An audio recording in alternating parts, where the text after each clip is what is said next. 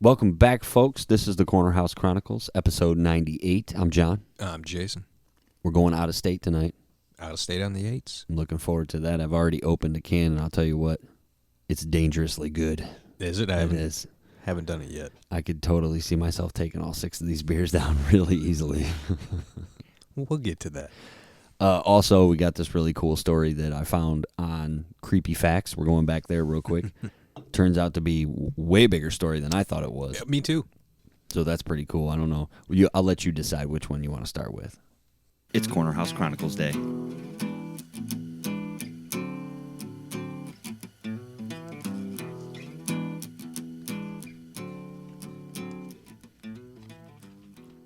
All right, so what do you say? You want to go with the beer first since you haven't opened a can, or do you want to talk about Mr. Steven Russell? I kind of want to go with the beer. I wanted, both would be fun, but we can only do one at a time. Right. So let's start off with the beer. Okay. Out of state on the 8, folks. This is our second time doing this as we creep towards episode 100. It's very true. Right around the block. Ooh. It's good. It smells nice. First impression is it's really light. It is light, yeah. Like if it wasn't for the foam, it would be hard to say it's like... I'm digging it. So why don't you go ahead and tell the folks what you picked up tonight. Okay. I'm digging this one. So tonight, we went to the great state of Illinois. Highly recommended brewery. Highly recommended brewery out of Chicago. Revolution Brewing. Tonight we got Ghost Ride, which is only 4.9%, so it's not bad. It doesn't even... I don't know how to describe it accurately, but it's dry, but not too dry. It's just a nice little blend going on. It's really light. It just tastes like good beer to me. It's not heavy. It's not... There's no overpowering. You said 4.9, that's it? Yeah. Oh, yeah, I could definitely get in trouble with these. It's a Klosch. The German-style Klosch is a light in color and malt character. It's accompanied by a slightly dry, crisp finish. I would like to say that is accurate. Oh, it's extremely accurate. So let's read their little details on Untapped here.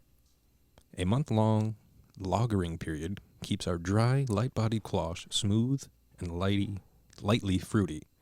Crisp, cracker-like malt character finishes with a dry, effervescent snap.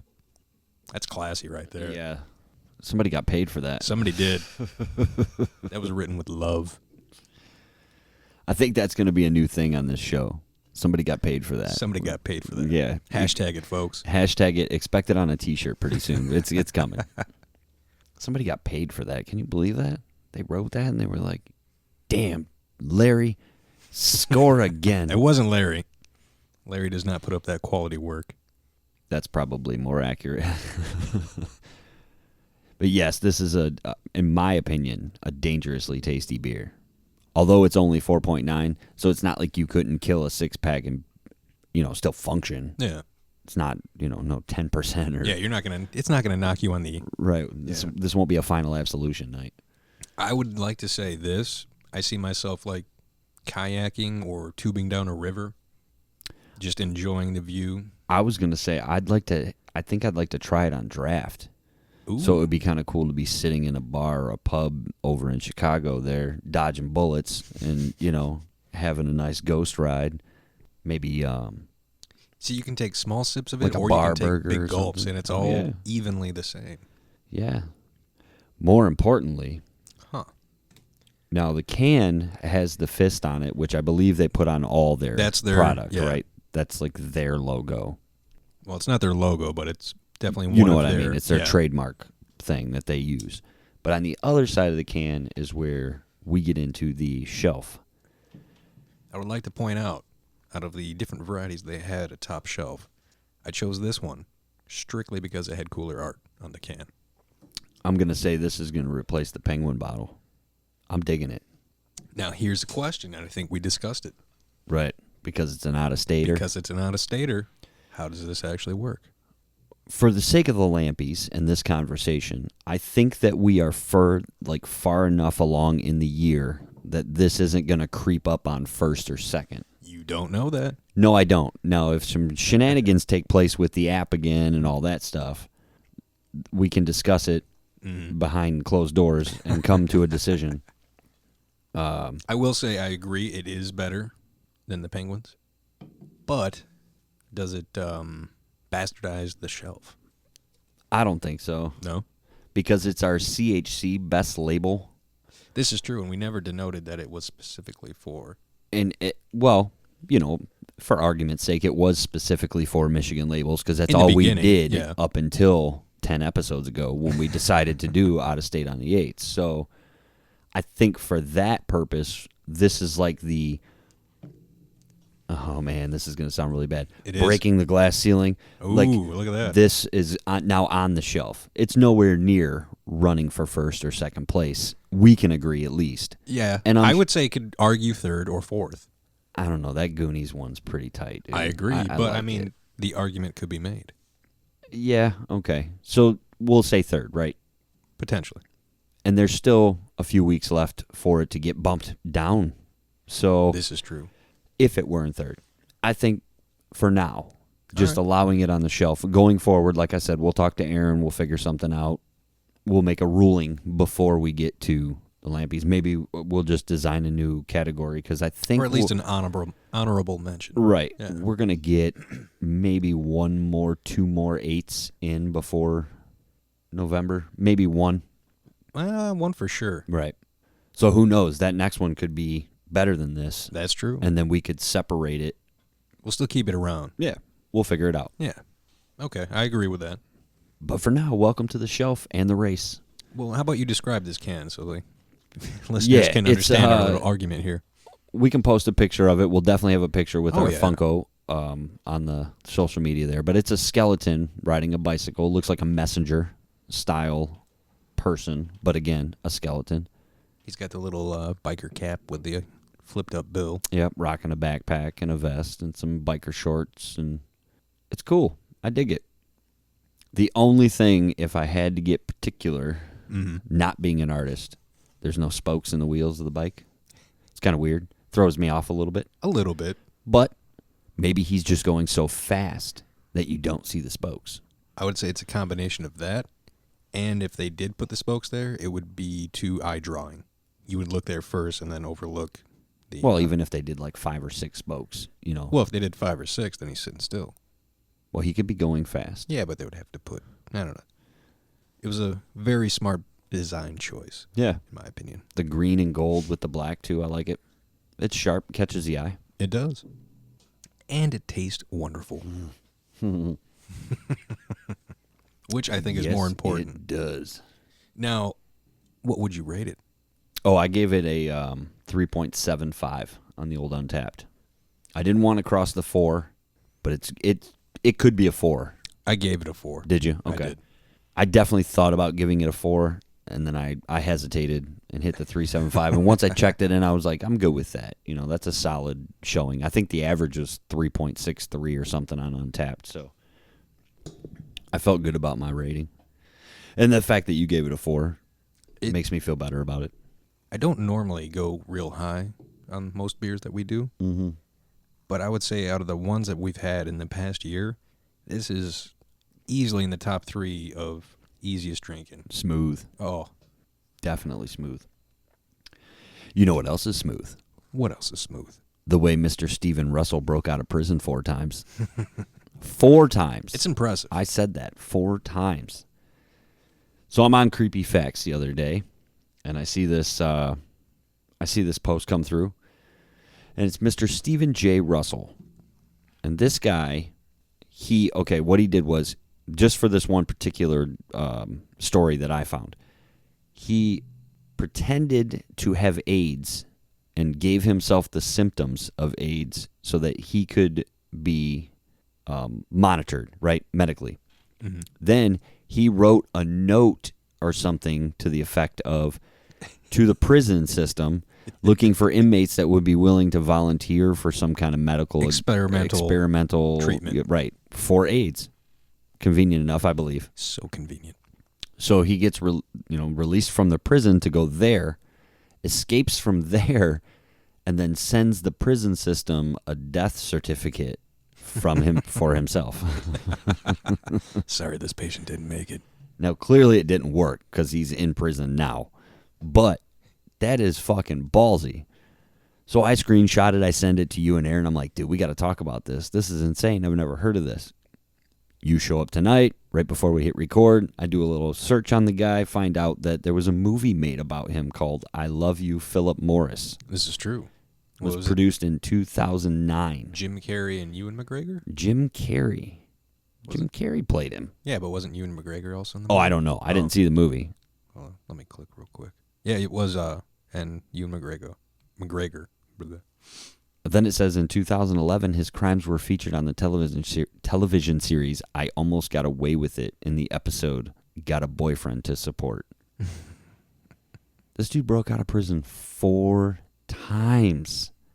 A con man, currently serving a 144-year sentence in solitary confinement at the Texas Department of Criminal Justice Pulaski Unit.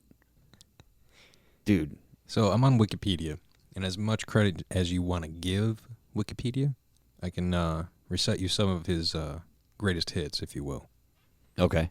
So on March 20th, 1998, Russell posed as a millionaire from Virginia in an attempt to legitimize a $75,000 loan from Nations Bank in Dallas. You said that was 98? Yeah. This says 95. He was paroled in October. Damn. So he's already been paroled before what you just said. Let's see. Bank officials became suspicious and alerted the police. In return, Russell feigned a heart attack and was transported to a hospital. He was placed on security watch, but he impersonated an FBI agent and called the hospital on his cell phone to tell them he could be released. That's ballsy. Let's see. U.S. Marshals later tracked him down in Florida, man, where they arrested him on April 5th, where he went to retrieve a fax. He was sentenced to a total of 144 years in prison, 99 years for the escape, and 45 for the subsequent scams. In 92, he's having only been in prison for 4 weeks. He made the first of his escapes on May 13th, 1992, after saving a spare set of civilian clothes and a walkie-talkie. Wow. That's impressive. Over a 10-month period in 1998, Russell began to feign the symptoms of AIDS. He ate almost nothing and took laxatives in order to, dude. Which would induce extreme weight loss. Yeah, right. Ooh. I have to watch this movie now. It's got to go right to the top of the list. There are a lot of movies on that list. There is, but this is crazy. It's impressive. I wonder, wait, here, Steven Russell net worth. Oh, dude, tell me this guy's been making a bunch of money. Oh, no. Was it a negative? Yeah. It says Steven Russell's estimated net worth for 2015 is negative $96,995. Damn. But then in 2013 it was $266,000. So he lost a lot of money in that 2 years. While still in prison. I just don't understand how do you escape from prison 4 times? Not easily, but how the fuck you get caught? After breaking out of prison the first time, you would think you would Andy Dufresne your ass across some border where there's no extradition laws and just disappear, Do fishing charters in Mexico. Yeah, whatever, dude. Who knows? Like grow your hair, make it a different color, grow a beard, get a bunch of tattoos that weren't there when you were arrested. Something, dude. Come on. A nice face tattoo will do you. Shit. Then you get picked up, sent back to jail. Yeah. Prison. Then you escape again. But this time in a new and funner way. Get caught again. Get out of it before actually going to prison. Get away. Get caught again. So his problem isn't in the execution. It's in the close. Like the closing of, we did it, boom, and, I'm now going to wrap this guy. Yeah, like he has no long game. No. He's just a bunch of short games that keep getting busted. What's going on, bro? And it's impressive. Oh, yeah. We're not downplaying that, but come on. I swear, if I ever went to prison and I escaped from said prison, you might as well dig me a hole and put a tombstone in front of it, because you're never, ever going to see me again. You'll never hear from me again. There will be no... There have to be is there a rule on how many years? Or no? A statute of limitations? Probably not when you escape from prison, right? Probably not. I don't know. Because you would still be wanted after that until they close the file thinking you're dead or it's been 20 years and not worth the continuing. It's a cold case. We're not doing it. And then one day somebody sees them and they're like, oh, open that case back up.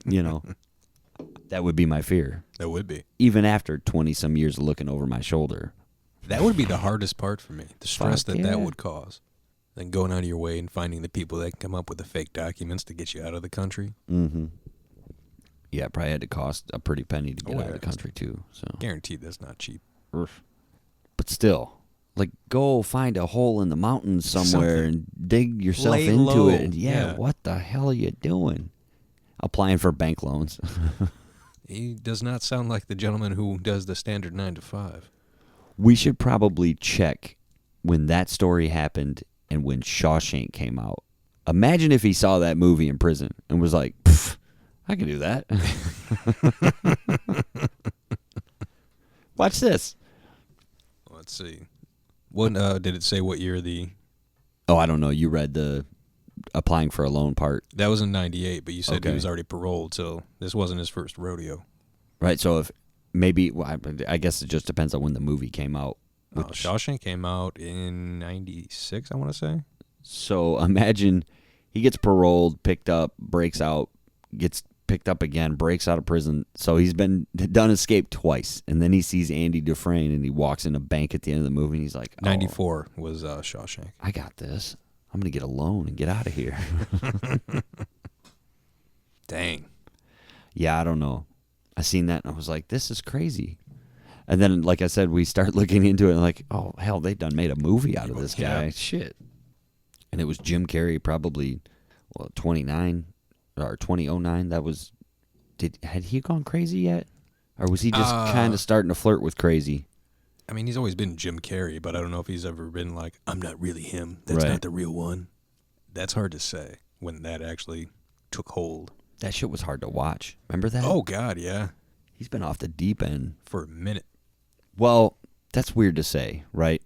To title somebody off the deep end, because what if he's actually right and we're all wrong? Could possibly be. And like we were just waiting around in the shallow end, and he's over there swimming laps. You guys got to come over here. It's great. It wasn't until I tried DMT. Oh, maybe. Ooh. So speaking and keeping on the topic of movies. Okay. I found an interesting little tidbit. So we're always fans of fan theories. Mm-hmm. And I found one about the Tarantino universe. Okay. And after a small little bit of research, I found out it was actually confirmed.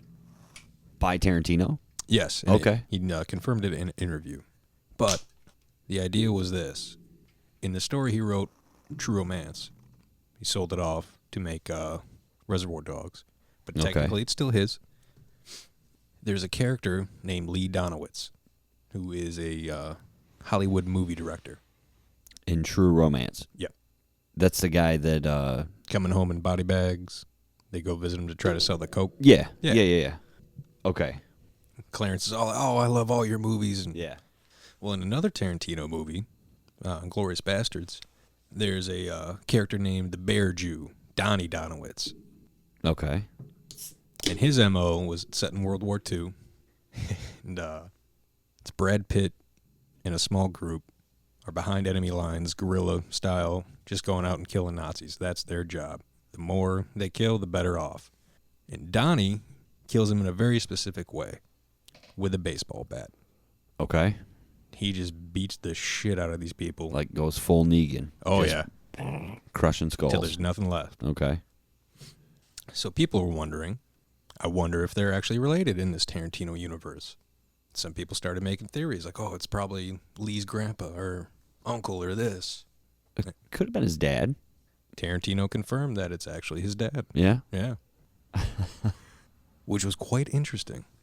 Do you think that he thought of that beforehand, or he just was like, oh, shit, somebody figured it out, I'm going to agree with it, and, Well, with Tarantino, there's always tidbits connecting to his other works. True. To name 2 characters with the last name Donowitz. Yeah. Yeah.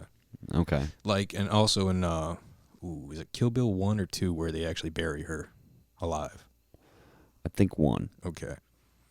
I don't know if it was the headstone that she was buried in or the one next to it. I forget her first name, but it was something Schultz. A girl's name is Schultz, with like a year in the early 1900s or 1800s as the death.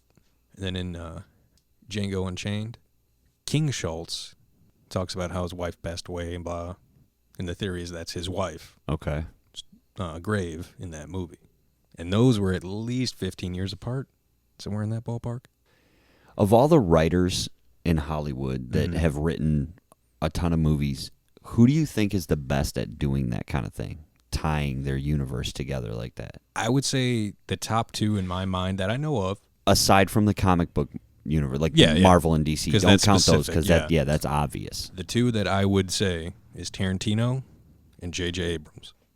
Okay. Because no matter what J.J. Abrams does, doesn't matter what franchise or this or that, he ties in something. His body of work is so much smaller than the other guy, I would have said. In movies, yes, but even in TV. Not really. In compared to who I would have said is what I was. Okay. Kevin Smith. He ties a lot of his shit together. All those movies from the 90s and early 2000s all had characters that were, I would say it would probably be him and maybe. But he's more blatant about it. Whereas I would say Tarantino and J.J. Abrams are more, here's a little secret over here, here's a little thing here. So it's like on the spectrum, you have J.J. Abrams at one end, who doesn't really do comedy, and then Kevin Smith at the other end, who is all comedy, and pretty then much. Tarantino's in the middle. Like, I can do a little bit of both, yeah.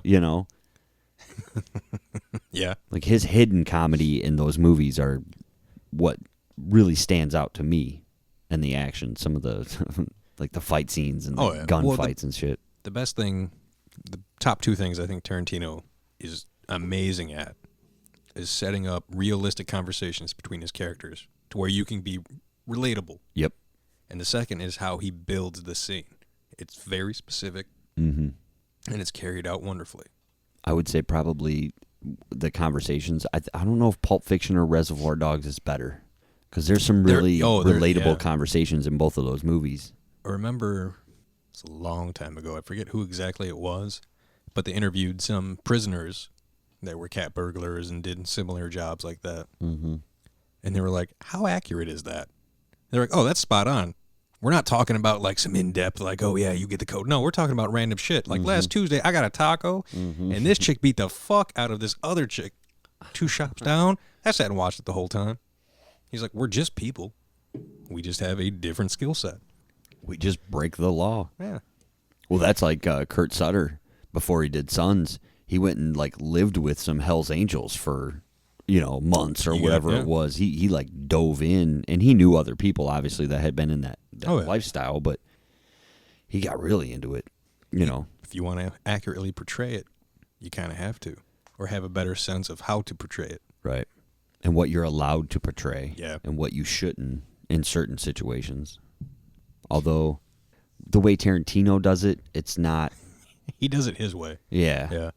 Yeah, it's definitely a specific way of storytelling. There's no way you can turn on one of his movies and go, oh, I wonder who made this. Right, it's like listening to Tool. You're like, oh, who's this? What? It's Tool, of course. Who's your favorite storyteller? Do you have a favorite that like really... For movies? Yeah.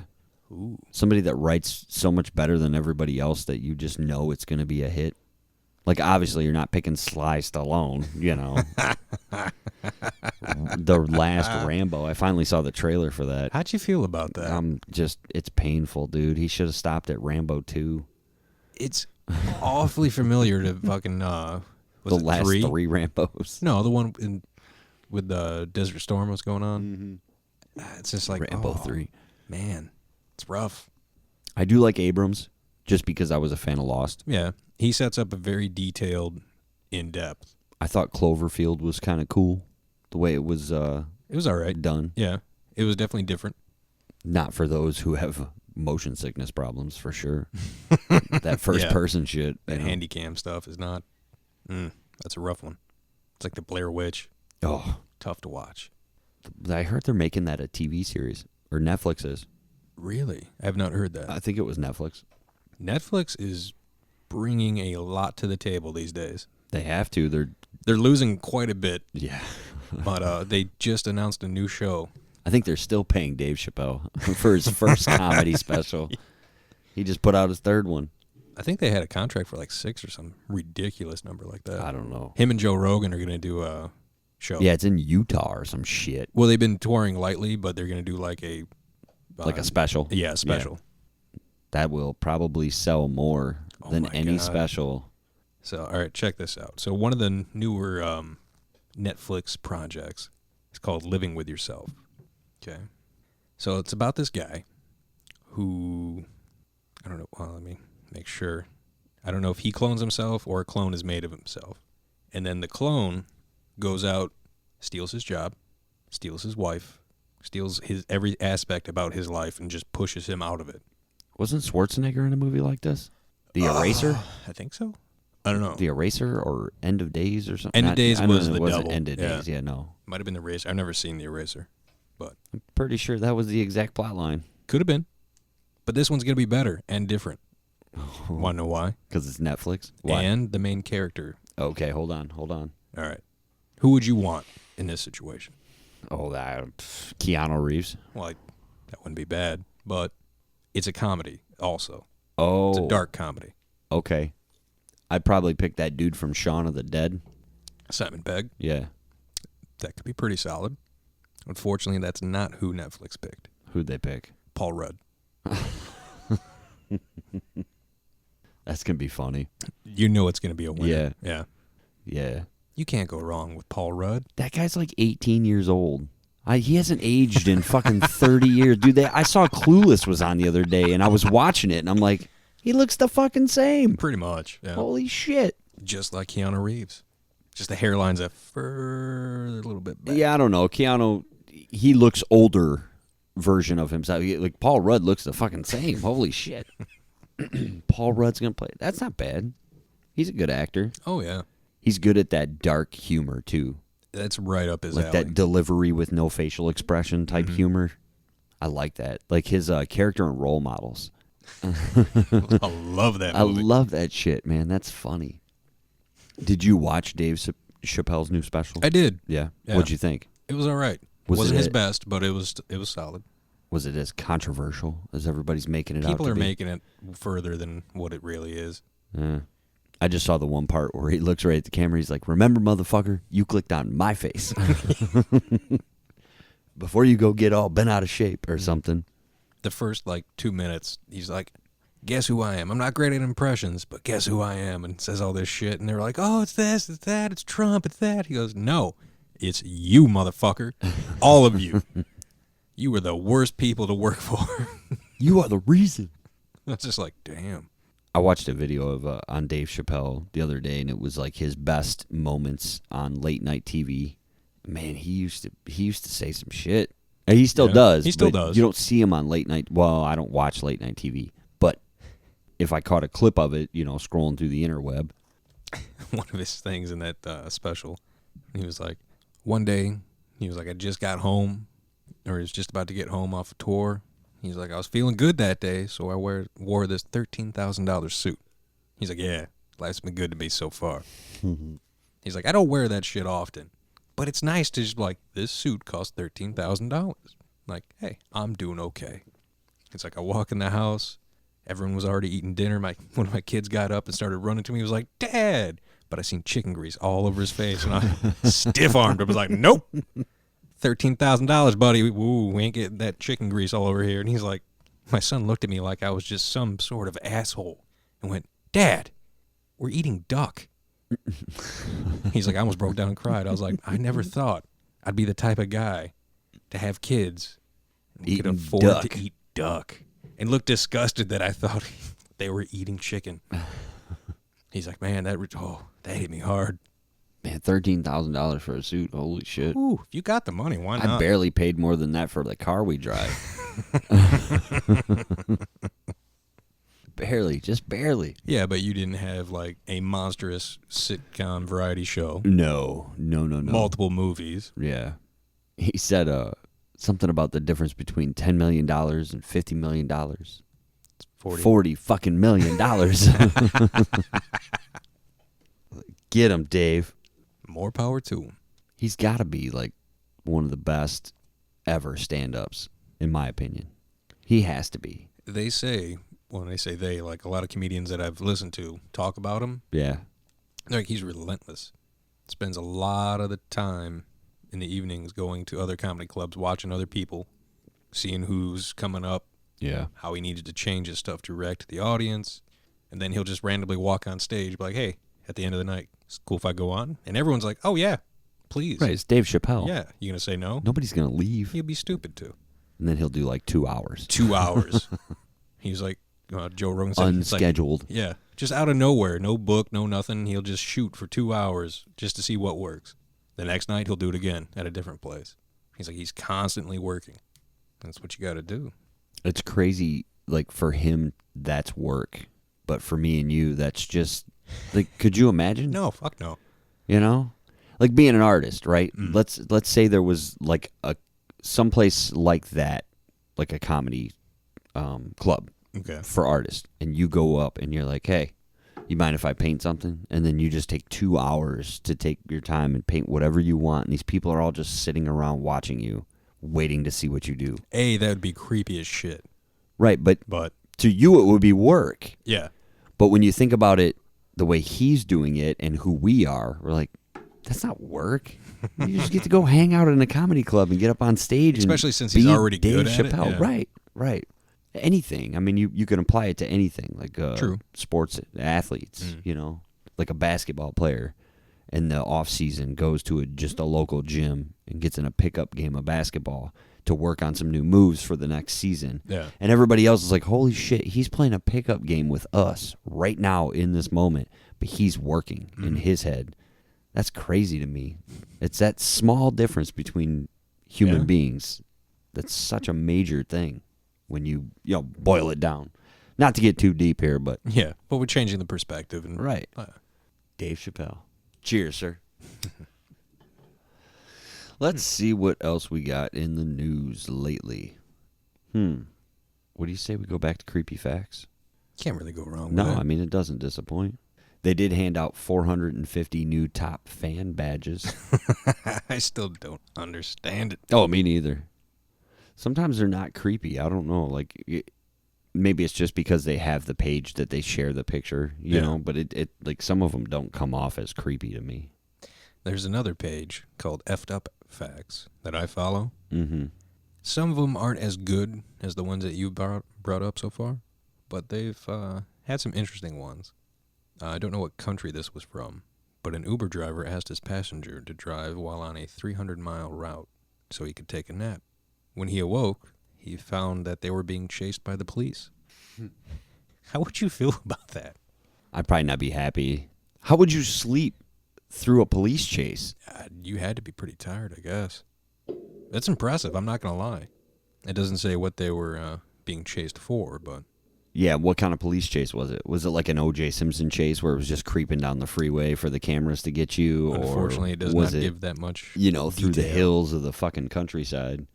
This an inmate was forcibly tattooed across his forehead with the words "Katie's Revenge" by another inmate after they found out he was serving time for molesting and murdering a 10-year-old girl named Katie. Oh. Get out of prison now, buddy. Damn. You better go live in the fucking mountains. I doubt that's the extent of what he got. Yeah, he probably didn't survive the rest of the week.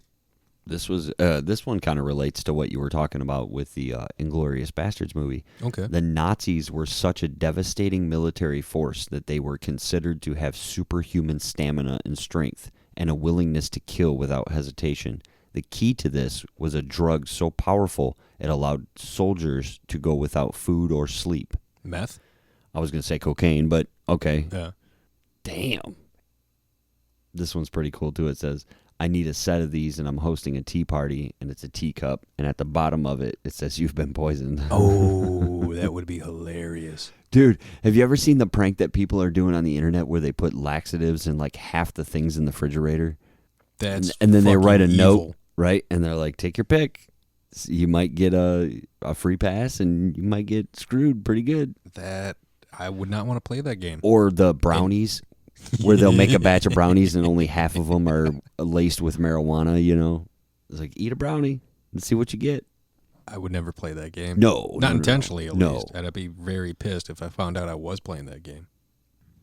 Did you know that humans almost became extinct about 70,000 years ago when the total population dropped below 2,000? I did not. See, that's one of them creepy facts where I'd like to check and see if it's a real stat or if it's just something Where'd cool. they get their research on that one? You know, how do you know 70,000 years ago that there was only 2,000 people on the planet? That would be pretty tough to... Like, that's a ballsy statement in itself, let alone to be able to pull facts and convince people that you're right, unless you're a time traveler. We don't know too many of those. There was a teenager jailed after stabbing and beating 2 girls who followed and harassed him, calling him Harry Potter. Oh, shit. I mean, you know. If his glasses were round, I would say they have a more compelling argument, but it's pretty close. Creepy facts on Facebook. Check it out. Here's another one. Black cats have suffered an image problem since the Middle Ages when they were first associated with witchcraft. Now they are being adopted less because they don't photograph well in selfies on social media. They just can't get a break. Dude, humans are so bored they've now made black cats part of the victimhood. Let's see. Studies show that cats understand human commands, but just don't care to follow them. Fuck, dude, I have a cat. That's totally accurate. Can confirm. Totally accurate. Oh, I read an interesting thing a couple of days ago. It was about Disneyland. Okay. So Walt Disney was a smoker, much like the majority of people back in the day. And in every picture that he was in, displaying like, Disney World, this, that, he would always hold a cigarette with 2 fingers, the index and the middle finger, pointed out, holding the cigarette. And if he was pointing at anything or whatever hand gesture he was doing, it was always a cigarette in the hand. Right. He never wanted people to see him smoke, especially dealing with that many kids. He didn't want to portray that habit on them. Makes sense. So he would try not to smoke in front of people. But not knowing those pictures were taken, what are you going to do? So later on, the company, Disney, went in and photoshopped every picture of Walt Disney holding a cigarette. So it just looks like he's awkwardly pointing at shit with 2 fingers. And they just boldly claimed, no, that's how he pointed. He was just pointing at somebody off camera. So that's the Disney way. So in order to instill this in everyone, they make every employee at every Disney thing, their theme parks, hotels, everything. If you ask any Disney employee for directions to somewhere or like, hey, where's the bathroom? They point with 2 fingers? They have to point with 2 fingers because it's the Disney way. Whoa. But in reality, homeboy just liked to smoke cigarettes. Wow. It's interesting. That's... When did it say when they did this? I don't know any years or anything. Okay. Because I just wonder how big of a company Disney was before they started photoshopping out the cigarettes to worry about it. Like at that, maybe the late 90s? Like at some point, Disney had to be like, I think we're good. A little self-conscious on that, yeah. Right? We should be good. I mean, there's other rumors about Walt Disney as a human being that are probably worse. They're worse if true than smoking. Yeah. So, but that, visual evidence is damning, so I get it. But still. To go that far with it. Just to hold that image. And then force every employee, you now point like this. If you don't, you're fired. And you figure, it was X amount of years ago. Mm-hmm. It's not like their image is better nowadays. No. People don't think too highly of the mouse. I'm not one of those people. We love the mouse here on CHC. We are pro Disney, absolutely. There are people who are diehard fans, and yeah, hell yeah. I'm not diehard, but we're pro Disney, sure, absolutely. We definitely want to keep that peace. I did hear of another story before. It was a daycare center in Florida that was close to the theme park, who decorated the walls, had somebody come in and paint like Mickey, Minnie, Pluto, a lot of the different characters on there. I guess Makes sense. Disney found out about it and their lawyers sent a cease and desist notice telling them they had to paint over it or start paying them royalties. Wow. And this daycare center's like, we're not going to pay that much money because we don't make that much money. So we're just going to paint over it. But thanks, the kids are going to love it. Imagine if some of those executives that made that decision's kids were at that daycare. That's how they found out. The best part of the story is Warner Brothers found out about it.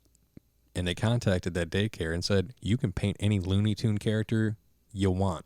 Right. Here's the cast of Looney Tunes. You have our permission. Put them up there. Yeah. They should have paid the daycare to do it. You can use Bugs Bunny as your logo. Just make sure the sign's huge and everyone can see it.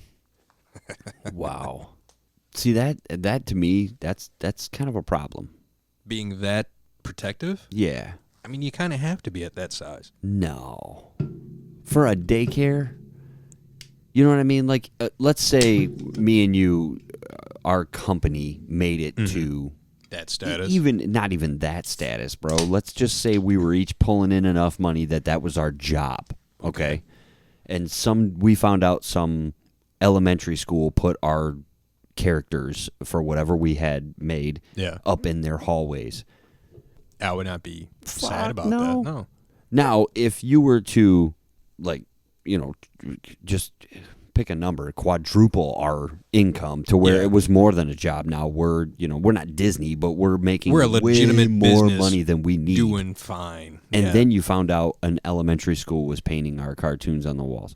I still wouldn't give a fuck. Well, it's different because the elementary school is not making money off of it, whereas the daycare center was.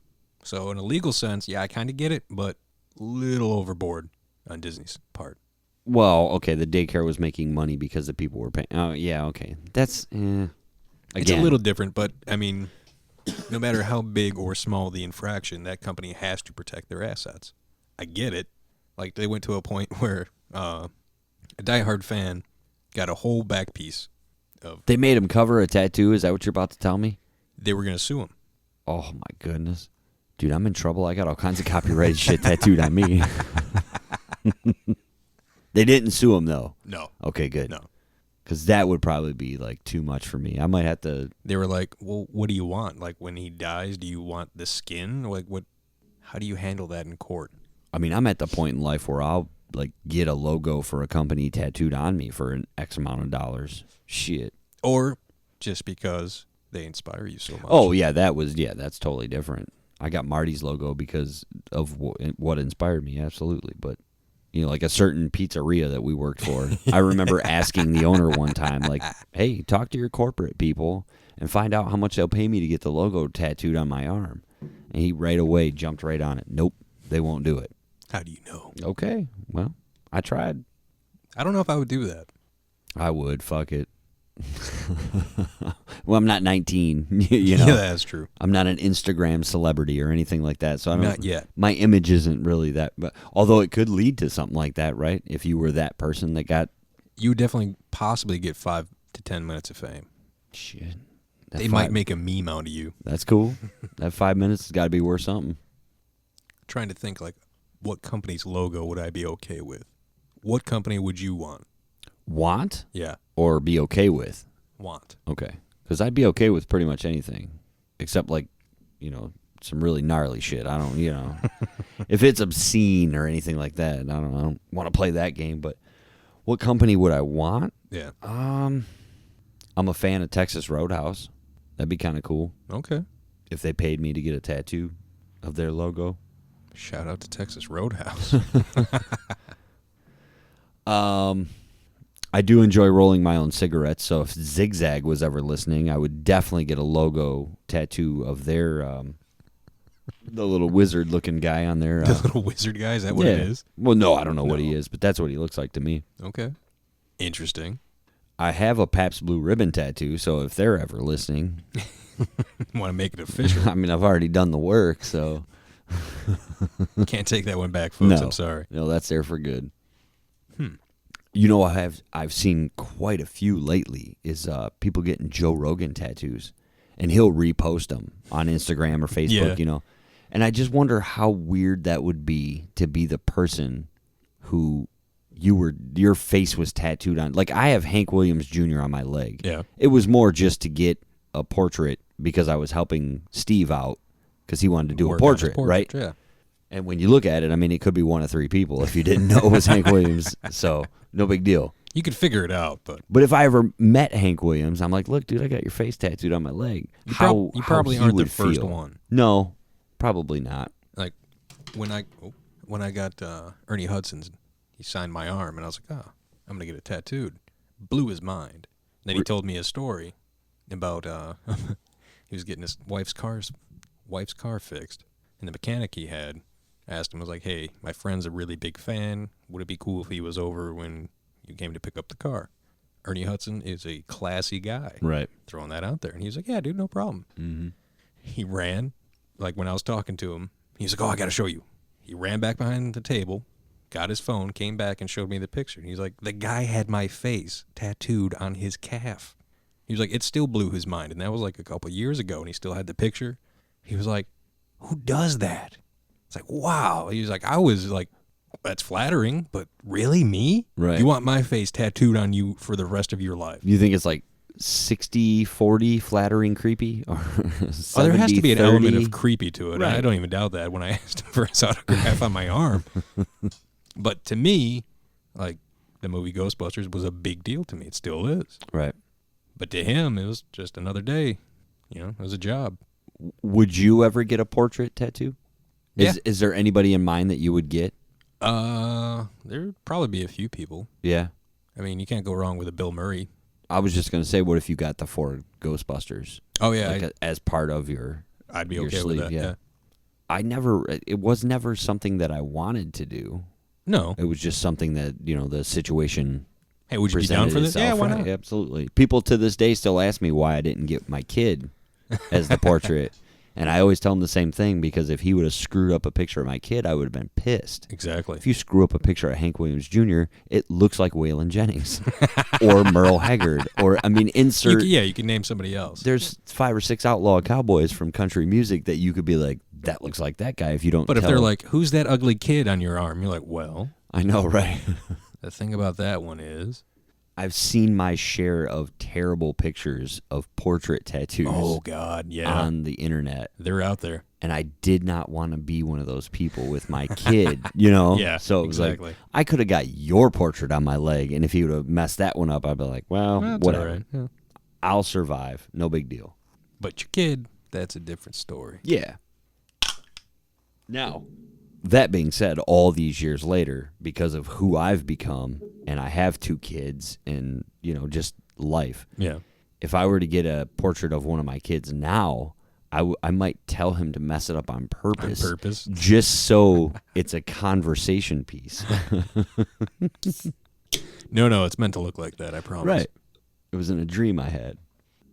I don't know. That would be tough.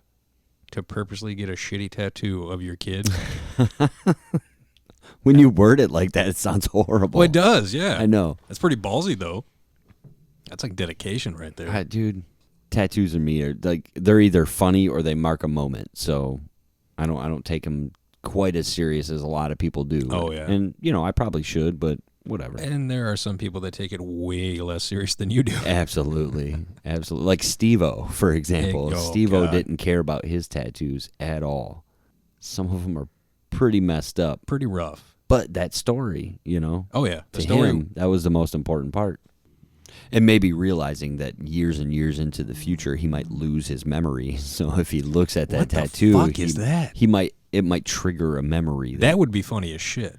In my mind. I mean, yeah, it's a sad situation, but if you ever get to the point where you start losing it, right, and start like one day you wake up and you're like, what the fuck is all over my arm? Mm-hmm.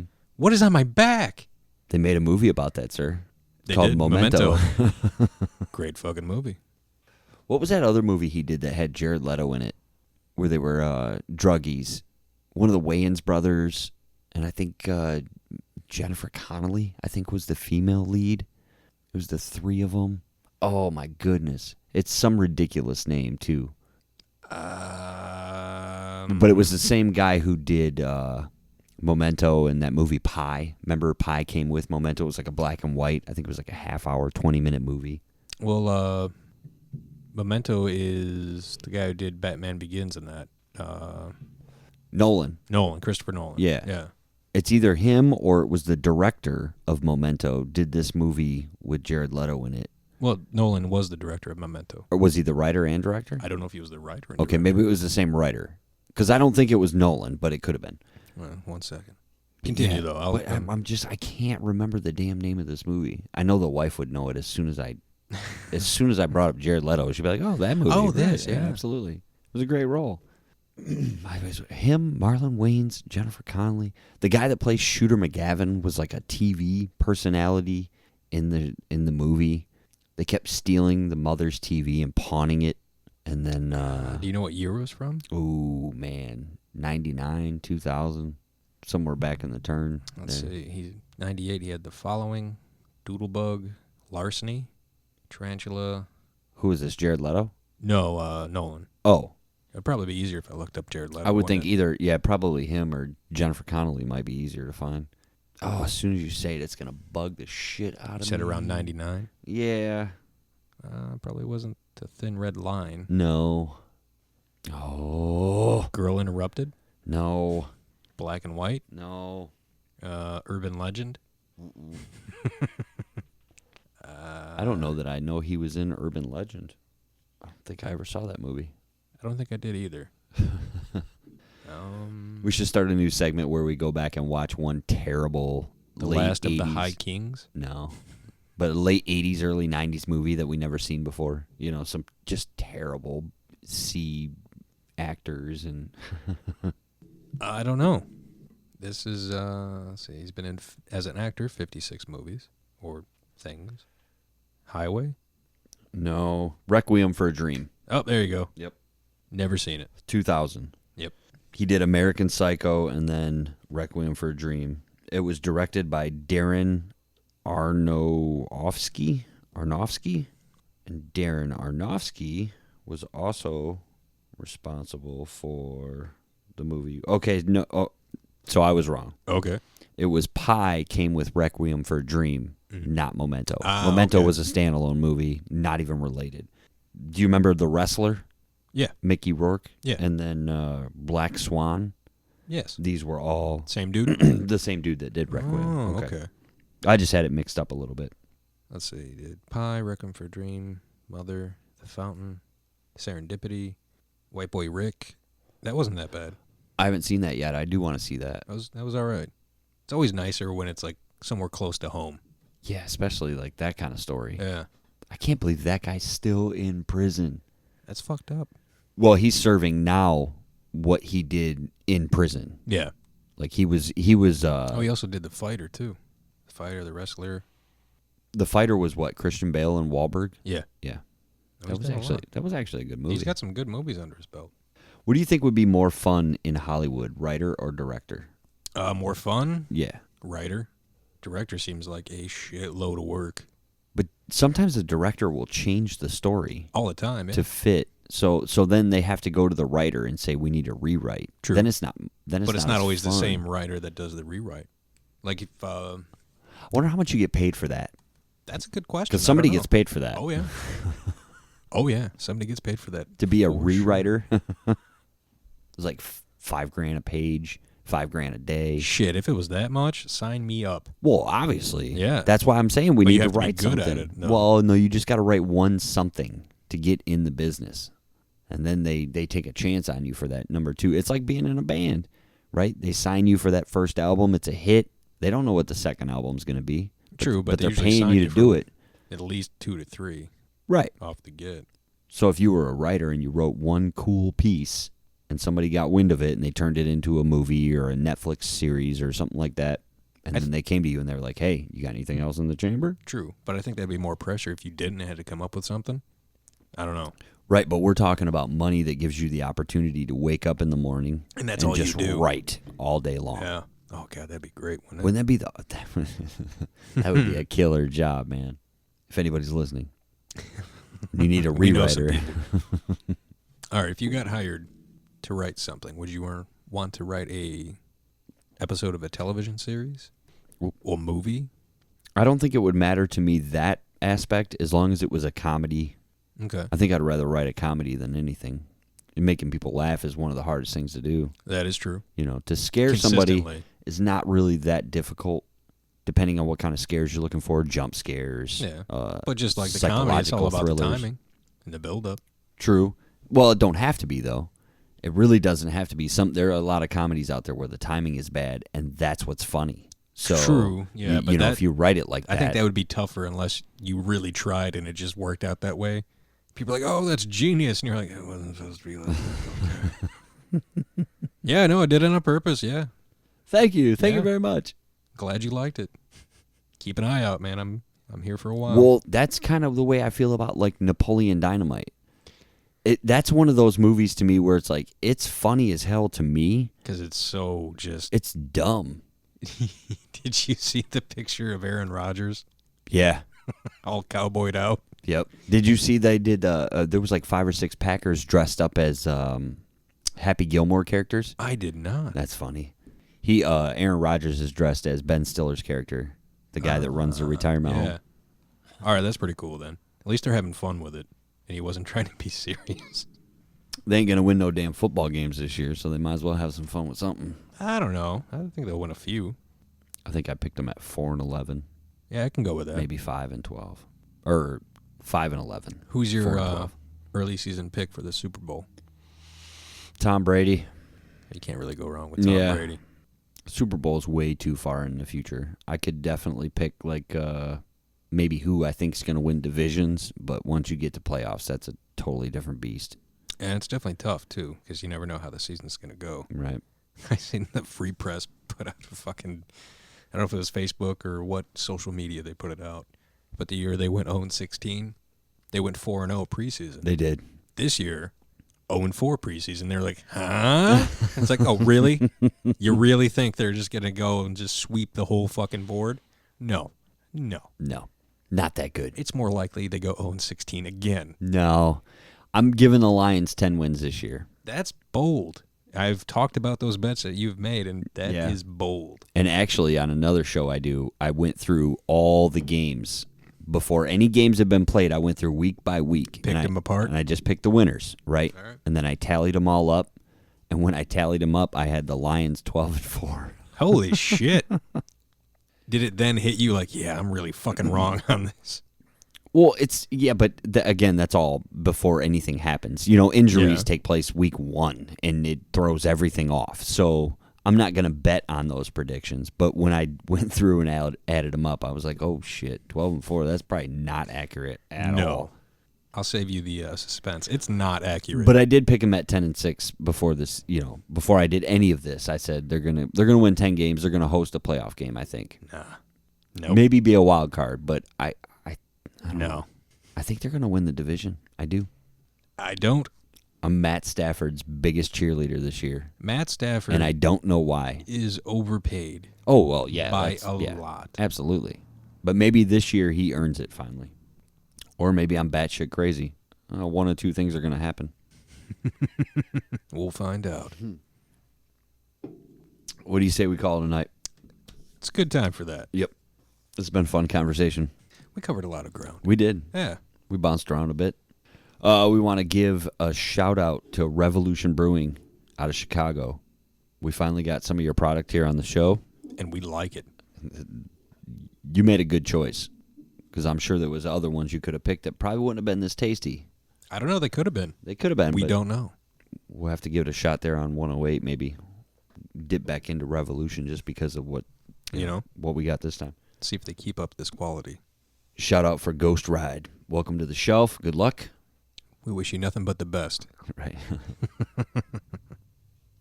We'll see you at the Lampies, hopefully. At least honorable mention. At least. You'll get that. I think you already got that. Right.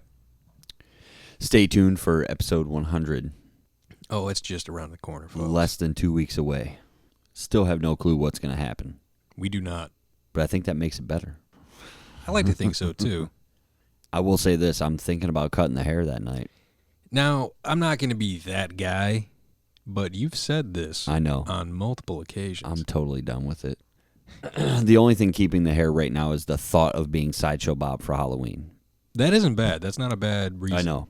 That's the only thing keeping it right now. So maybe episode 100 we celebrate by chopping it all off before we record or after we record. I can't do it while we're during, because that's just the headphones is the problem. Now I'm going to say this. You're choosing the worst time of year to do this. True. I mean, we're right around the corner from winter. Like fall's just set. I know, but I love wearing beanies. Beanies are great. Right, and that keeps my head just as warm as having all this stupid hair I got to wash every day. That is true, but there's going to be a time where you have to get out of the car or something, and you don't have that beanie with you. Won't be the first. It won't be the first. Or the last. That's so I'll grow the hair back out. No big deal. It comes back. I'm blessed. All right, folks. We want to thank you for listening again to our show. We appreciate it. We will definitely see you on the next one. 99. Let's try and get a guest in here for 99.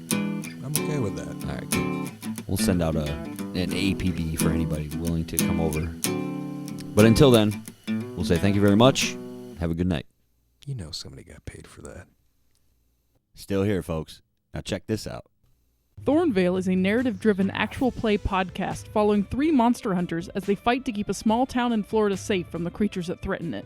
It's full of action. I'll be like, I'll distract him, you get him. And so I'm going to try... Okay, Bjorn, how are you going to get him? Comedy. I just got this image in my head, now this is me, not Sammy, of this dragon that was collecting materials for a chicken farm. And truly awful dice rolls. Nope, another 3. That's my second 3 in a row. Oh my gosh. If that sounds like it's up your alley, then look us up wherever you listen to podcasts.